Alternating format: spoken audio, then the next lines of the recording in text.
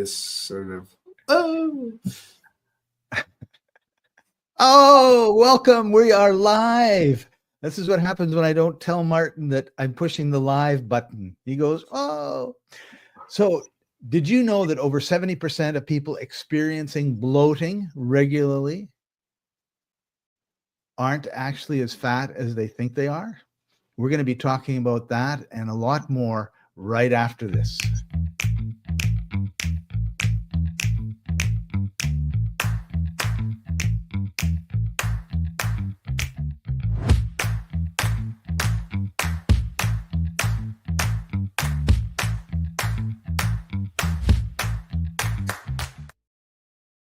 Welcome, everybody. This is the Life Enthusiast online radio and TV network, restoring vitality to you and the planet. I'm your host, Scott Patton. Joining us, as usual, is life coach Martin Patella. Hey, Martin, how are you doing today? Great. Thank you for the upgrade. Yep, health is part of life, and yes, we are.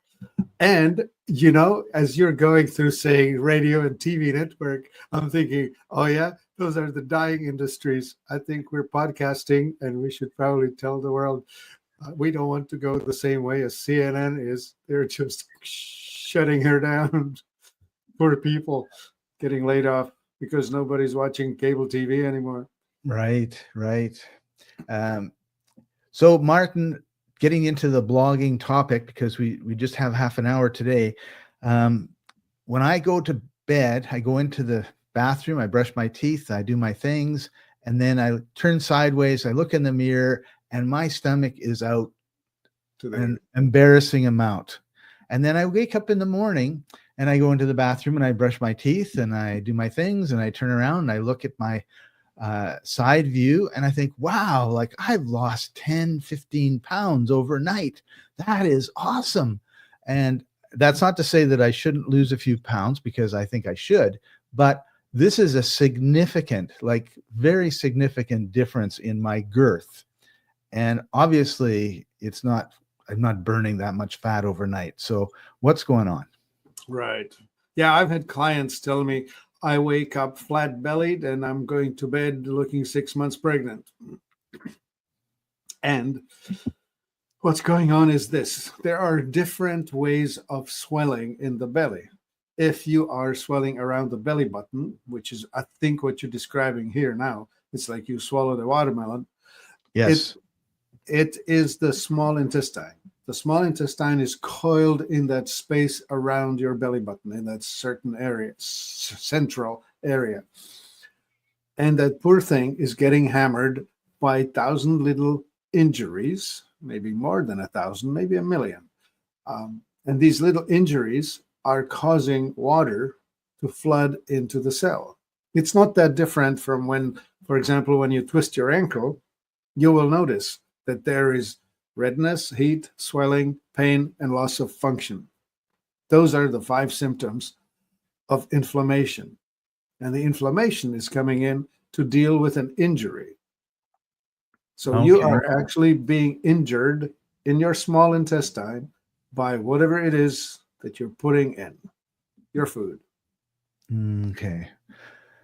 And here I was thinking it was like gas or something, but of course I'm not farting very much. So right. And so the gas is more the large intestine issue. And interestingly, your large intestine runs in an arc that starts at the bottom right side by your hip bone on the inside in the front, and it runs right up under your rib cage, and then it runs across in here, just under your rib cage to the left, all the way sort of around to the back, and then down, and then the sigmoid down and up a little ways, and then to the back to the colon. So if you're swollen right under your rib cage, it's protruding right there, that's probably your colon. And what should be said about it? Okay, the gas. Well, you can produce either carbon dioxide, methane, or the other more exotic things like mercaptane and cadaverine and putrescine and that sort of thing. So if it's not smelly, it's probably carbohydrates are getting underdigested into your colon if you're having gas, because you're just letting go of either carbon dioxide or methane, both of which do not smell. Okay. So that's carbohydrates underdigested, not consumed by the bacteria in your small intestine, allowing to hit the large intestine. Now, if it's smelly, it could be fat. And if it's really, really, really smelly, then it is very likely proteins. Okay. They smell like something died. Yeah.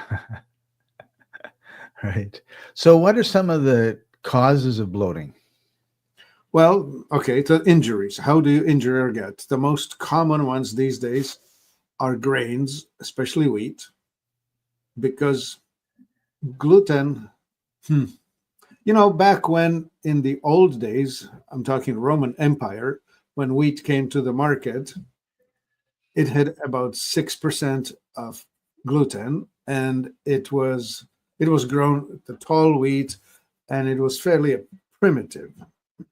Sometime around 1975, our clever what are they called? Researchers in the agriculture have created dwarf wheat, and they pushed the protein content past 12%, so more than double.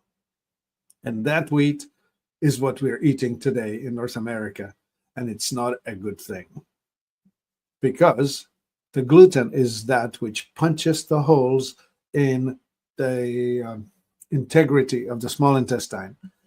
The common way of talking about it, leaky gut.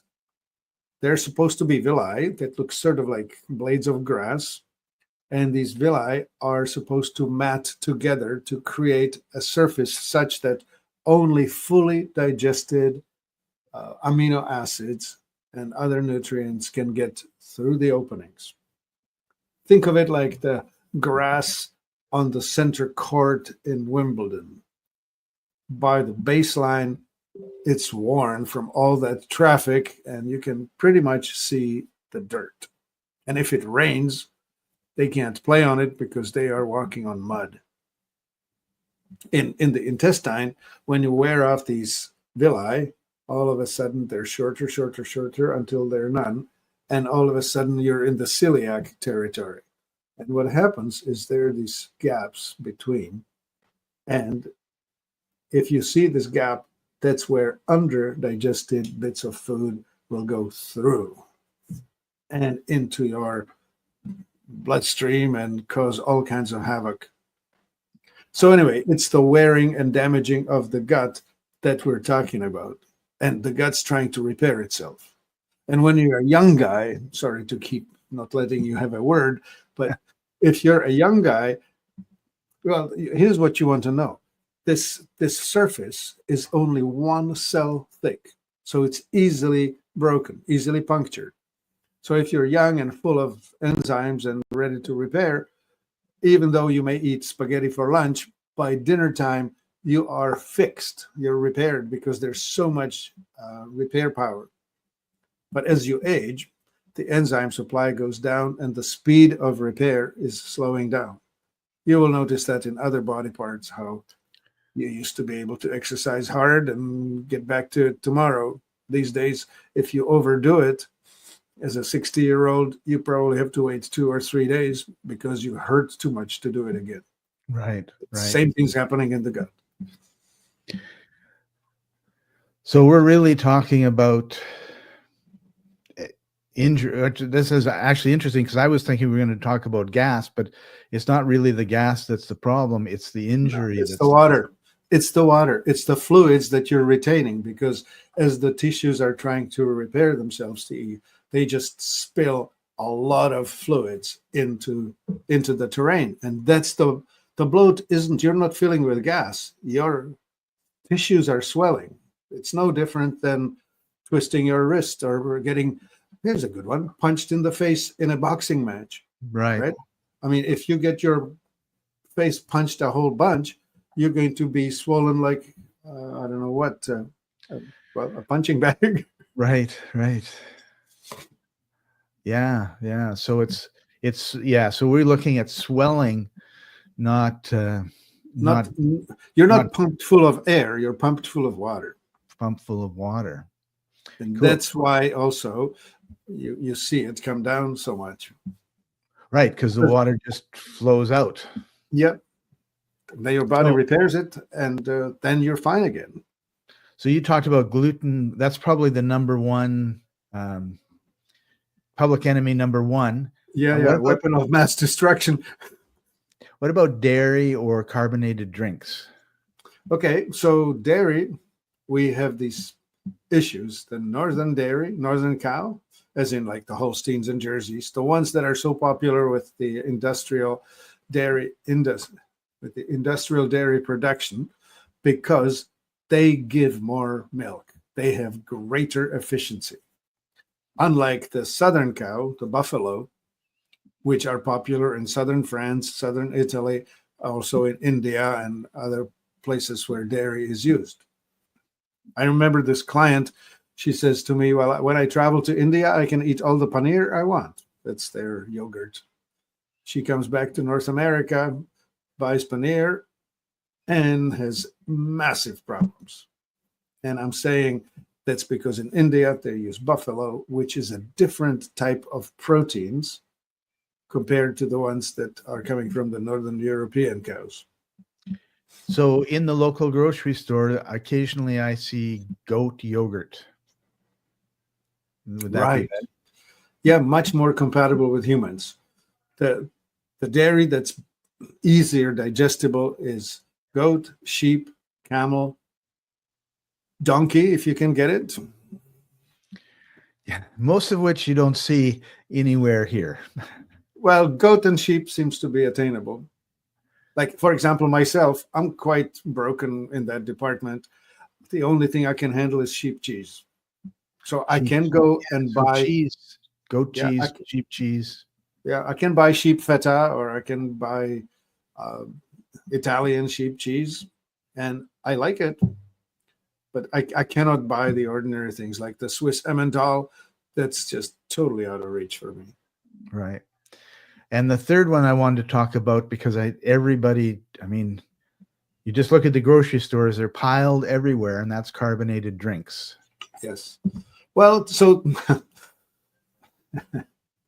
if you overdo it, yes, you will be filling yourself with the fizz, and the fizz is carbon dioxide. Carbon dioxide is not a big deal, really, because as we inhale oxygen and as we convert food into energy, we produce carbon dioxide and we exhale it through our lungs. So that's really never a big deal. The other awful thing in these carbonated drinks is actually the stuff that's in them, which is high fructose corn syrup. Yeah. Or sugars anyway. And that is the real problem in all of these sodas. Soda itself got its name from sodium bicarbonate, which again is a very common chemical made in our bodies. We have no difficulty digesting or metabolizing sodium bicarbonate. We are not made to be taking a load of phosphoric acid, and we're not supposed to be taking the high fructose corn syrup. That is what's wrecking us. Right. Yeah, and that's what I wanted to get to with that part. Now, does stress have anything to do with bloating? Yeah, stress makes everything worse, right? When your stress level goes up, that's a sign that your autonomic nervous system is switching from the rest and repair to the fight or flight, non-repair, try and preserve your existence rather than trying to repair yourself for long life. This is, the stress side of things. The time horizon is 5 minutes, not years. I want to get away from the tiger. I want to get away from the immediate danger. But of course, if I stay that way, it's that 5 minutes over and over and over and over, whereas I'm supposed to be spending hours upon hours in the parasympathetic repairing mode. And if I don't, I wear out. I age faster. So, and if you age faster, you're not going to be able to repair the damage to your gut, and you're going to have leaky guts and proteins where they're not supposed to be, and damage, which causes inflammation, which causes expansion. Right. Allergies start showing up, and the reactions too, right? That you can be sensitive to specific foods. Some of us do really badly on oxalates, starting with spinach and going to others. Right. Some of us do badly with salicylates. That's a long list of plants like dried fruit, like apricot and avocado and almonds and chocolate, and all kinds of plants are high in that. It's their defense mechanism that's essentially causing us to not enjoy life, because if we overeat it, we have a problem. Right. And people who are really, really unwell in their gut department, in their microbiome department, they do really well on foods that essentially shut down the microbiome. That would be beef and nothing else. Or, yeah, that would be probably the best recipe, right? If you switch to an all animal meat eating diet, you are essentially shutting down the microbiome, because microbiome lives on fiber, carbohydrates, and oligosaccharides, stuff that is in the plant kingdom. So when you eliminate that altogether, you're putting your microbiome to sleep. Is that a good thing? Well, at least for the short term, you're going to stop having terrible symptoms. You can go on it for years. However, I don't know, what's the however? Well, there's enough nutrients in beef that you can live on it for the rest of your life, I suppose. Yeah, for some people, it's safer to be a meat-only person than it is to eat plant food, because they are getting really injured by it. I personally would advocate for repairing the gut, which would be bring in something that fixes the terrain, like humic acid, which will create the terrain in which the healthy microbes can survive well, and feeding it the full profile of all of the oligosaccharides, which are strings of sugars, short string of sugars, not as long as starch, but not single molecules of glucose, something in between. And those is what the microbes eat, and they'll do well with it. And then you see, the microbes, for example, are supposed to be manufacturing butyric acid in the small intestine. And if you don't manufacture enough of the butyric acid, which is what feeds the microbes in your colon, you will experience problems. This is somewhat complicated. The pH balance, for example, it's supposed to be alkaline in the mouth, really acidic in the stomach, then flipped to alkaline in the small intestine, and then flipped to acidic in the colon. And each of these segments has different creatures living in it, because they're adapted to the specific pH, the terrain that they enjoy. Right. Yeah. So if you have the wrong critters and the wrong flora in the wrong part of your body, your pH is going to be wrong. Or I think it's the other way around. The pH being wrong suppresses or doesn't support the right guys growing in the right places. So then you have the wrong guys growing, and then you have problems. Yeah. Right.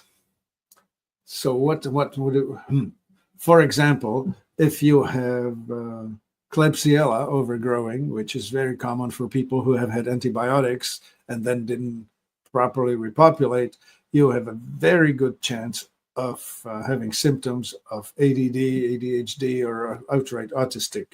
Like autistic kids, for example, it's been shown and demonstrated that if you put them on an antibiotic, you suppress the Klebsiella, and with that, you suppress their symptoms. Of course, you take them off the antibiotic, the dysregulated gut flora just grows again, and the symptoms return. Yeah. So how do we fix all of this all at once? Well, the people who suffer from the big bloating belly, the 6-month-old pregnant, swallow the watermelon belly. I have a beer gut belly. Right. That's damage to the small intestine. So we need to restore the terrain. One, we may need to support acidity in the stomach. For that, we need HCl, chloric acid. There are basic ingredients from which it's made, or you can supplement the HCl directly. Then, once you fix that, you may need digestive enzymes. If you don't have enough digestive enzymes, especially when you eat cooked foods, that is what's going to help you digest the food itself. And then you may need to be swallowing things that are going to help with the alkalinity in the small intestine. And then you need to support the small intestine so that it produces the short chain fatty acid like butyric, propionic, lactic, those type of acids, because they're needed in the colon. And if they're not there, you're going to have an over alkaline stool, and that's going to give you all kinds of troubles. So where would I start here? What would I do first? Well, here's salt. Salt, sodium chloride. The chloride is stored in your body to make hydrochloric acid in the stomach. And the sodium is stored in your body, in your pancreas, to be making sodium bicarbonate, which is the most alkaline thing that we use. So you hit hydrochloric acid from the Cl, and then you have the bicarbonate from the Na. So this idea that salt is not good for you is just totally wrong. Right. So what do we do with these people? Talking about is reducing certain foods that cause bloating and also repairing the gut. So there's an elimination factor, and then there's a action factor of, putting the right things in. Yeah. So one thing that would be really helpful would be a journal. Like, okay, what did I eat today? At the end of the day, am I looking pregnant? Or, Yeah, that actually is an awesome strategy, Scott. I'm glad you thought of it. Like, it's I wasn't the first. No, not that. It's just remembering to just say, listen, if you are having problems, look for the clues and write down what you did, and then write down what followed. And sometimes what follows is not immediate. Sometimes it follows the next day or the day after that. Right. Yes. That's a problem we have, isn't it? It's not. I mean, if we ate the wrong thing and our thumb became like this, then we would know, it's connected. But it takes a little while. However, you've given everybody a lot of clues as to what to look for. Like, what bread did you eat? What carbohydrates did you eat? What plants did you eat? What dairy did you eat or drink? And those are all important clues. Yes. So moving from the elimination part to the sticking stuff in, I wanted to bring up one of the brands that we talk about that we have on the site, which is Healthy Gut. And maybe we can take a few minutes and go through some of the these products. Well, so I mean, if I were to try and do it in order, the tributylin, that is a product that helps the body make butyric acid. Actually, it supplies it. It's actually butyric acid directly supplied. So if you have chronic problems like sometimes diarrhea, sometimes constipation, things are not working right, you try this. It will probably balance you. Okay. Yeah. The next one down below is called Holozyme. That's an enzyme, and it's a beautiful name, Holozyme. Holos as in everything, the whole big picture. There are enzymes here that are properly tuned to the different stages of the entire digestive and eliminative system. So it will cover all the stages. So anyone who's eating cooked food, or anyone who's not just having a very easy time digesting, this is a great thing. Take one with every meal. And then the HCl, that is an awesome way of strengthening your digestive power. This is especially for people who experience burping, gas in the stomach, right? The problem with the stomach is that what we often call heartburn is not too much acidity. It's not enough of it. Wow. Because the top valve, the one between the esophagus and the stomach, will close when their acidity is strong. When the acidity is weak, it actually doesn't close completely and allows stuff to regurgitate back up. So this HCl is actually the best defense. It's not the purple pill that's called the proton pump inhibitor. That makes things more comfortable, but much worse because it stops the ability to extract nutrients from food. Right. People who are on the proton pump inhibitor medications are demineralizing themselves. They're causing nutrient deficiencies to develop. It's not a good thing. Okay. Well, holoimmune is for people who are suffering from food allergy type of things, where you're reactive with foods.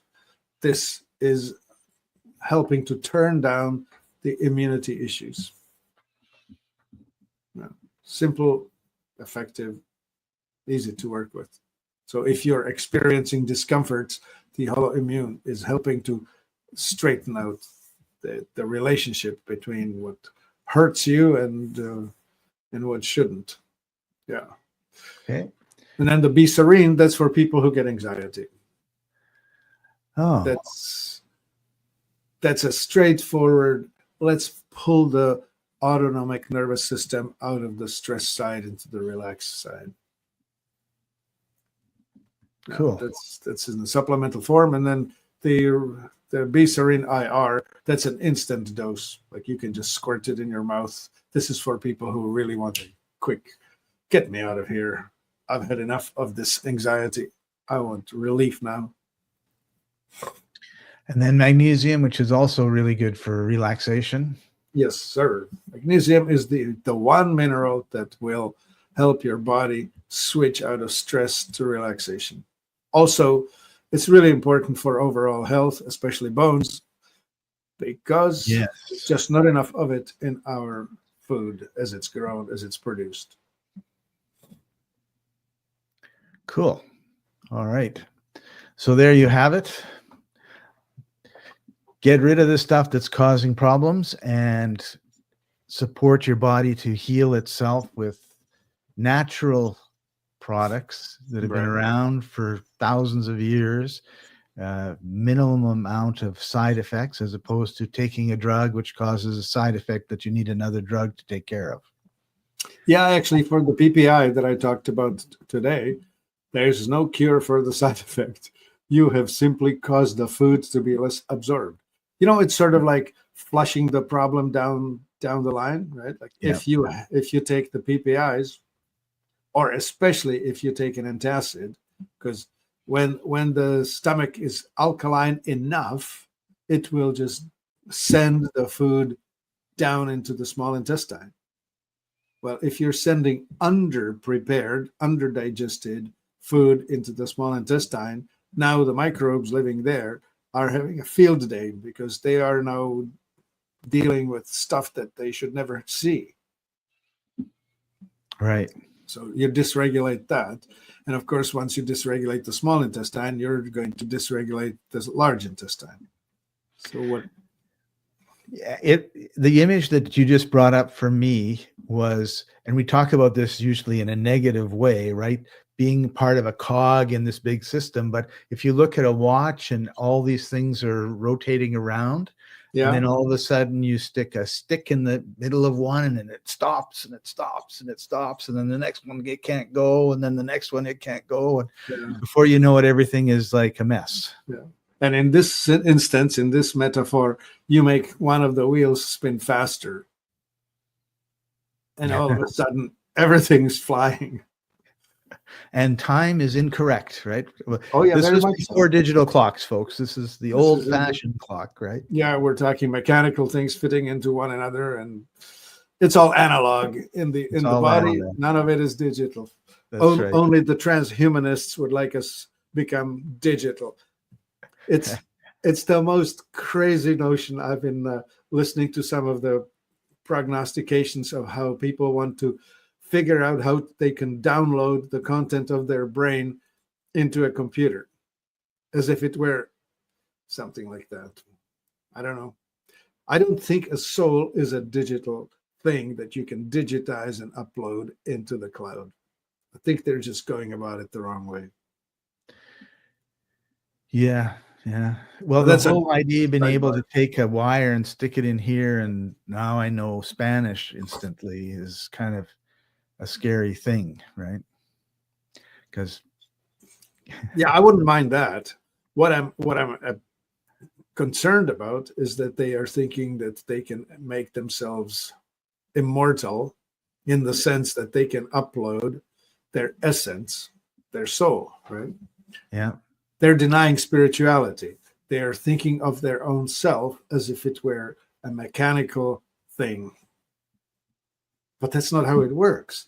The soul, there's, I mean, the Christians call it the Holy Spirit, the Father, the Son, and the Spirit, right? yeah. Like it's three parts to it. To give you an analogy, is there's a car, and in the car is a taxi driver, and then there's the passenger. The passenger tells the taxi driver where to go. The taxi driver drives the car, which is the device that he occupies, And takes us where we want to go. right? So in this translation, the body, the meat suit that I'm wearing, is the vehicle, and me, my ego, my consciousness, is the thing that operates this wet device. But it's my soul that decided what kind of life, what kind of incarnation, what kind of mission, Or what direction your life is going to go in. Yeah, that, right? The part that is eternal, the part that does not get affected by me exiting this body. When this body shuts down, my ego goes away, but the soul doesn't. Right. Yeah, and I guess that comes from a fear of death, right? Yeah, I think so. You know, I was with some friends that are strong Christians a couple weeks ago, and one of the things that came up over and over from one particular individual in the group was, I don't want to, I'm not anxious to leave, but when it's time to go, I'm excited because I know where I'm going. Okay. I had never seen anybody with that enthusiasm, right? Like, I'm not going to kill myself. I'm not going to do anything that's, dangerous, that's going to cut my life short early. But when I do go, whenever that is, I'm excited about it. And that was such it's a different take, isn't it? I'd never experienced it before, actually, like that. Yeah. This happens with people who do have, not all of them, but many who do have the near-death experience or the full death experience, right? They shut down and then they come back. Right. There are many of these instances now known, and they bring back their stories as to what they've seen, where they've been, and all of that. And of course, the material, physical only, people are interpreting it as the brain is shutting down and it's creating these hallucinations and illusions. Whereas I would see it as the brain's getting out of the way so I can clearly connect with the next realm, whatever that is. Yeah. Anyway. Okay. So eat well, you'll spend some time here in a good farm, and meditate because you want to connect with your higher self so that you're not afraid to meet your maker. Right. Arrange your affairs in such a way that meeting your maker is not going to be an experience like a dog who just ate the shoes and the master comes home. I don't know if you've ever seen a guilty dog, but Yeah. I saw a video the other day, Martin. This dog there's some food on a low table and the dog wants to eat it, but the master has a camera watching what's going on. And like, these animals are smart, right? Unless they were trained to do this and it was all fake. But he goes over and he moves the camera so it's no longer showing the table, but there's a cat. So he goes over to eat and the cat moves it back. Okay, it's too much. I think that was staged, but I think it's pretty funny. It's pretty funny, yeah. So with that, everybody, we normally say we're going to go over to Telegram, but we're not today. We're doing some traveling. So next week or on Sunday at 11 o'clock Pacific time, you can join Martin on Telegram, and we'll see you next. Actually, correction. Sundays at 9 a.m. Pacific, noon Eastern. Oh, sorry, noon Eastern. I have it wrong in my calendar then, because I just looked at it the other day. But anyway, we'll see you next week. Next month is Heart Health Month, so we're going to be focusing on the heart, and that'll be exciting. The cardiovascular health, you lose that, it's over real quick. Yeah.